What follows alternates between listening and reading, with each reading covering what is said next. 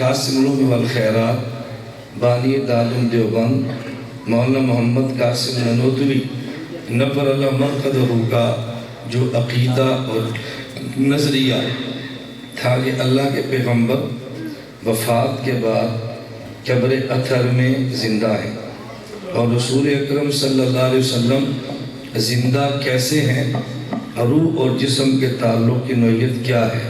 حضرت کی رائے اس میں آپ نے وہ رائے سمجھنی ہے اور اس میں دلائل سمجھنے ہیں اچھی طرح۔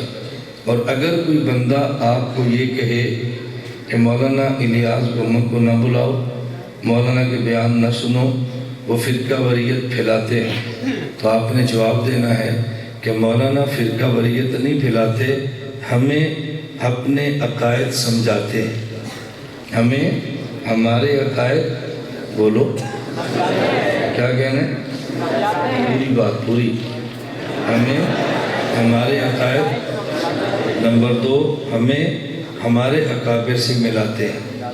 تو میں توڑتا تو نہیں ہوں، میں جتنی دیر بیان کروں گا آپ نے نوٹ کرنا ہے کہ میں نے مخالف کا نام کتنا لیا ہے، مخالف کی تردید کتنی کی ہے، فتویٰ کتنی بار لگایا ہے، برا بھلا کتنا کہا ہے، اور میں نے اپنا عقیدہ کتنی دیر بیان کی ہے۔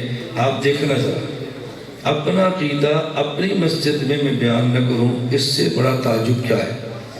اپنے لوگوں کو اپنا عقیدہ نہ سمجھاؤں، اس سے بڑا ظلم کیا ہے؟ اپنے بچوں کو اپنے اکابر سے نہ جوڑوں، اس سے بڑا ظلم کیا ہے؟ اس لیے ہم نے اپنے اکابر کے ساتھ رہنا ہے، اور اس کو ذرا آپ اچھی طرح سمجھیں۔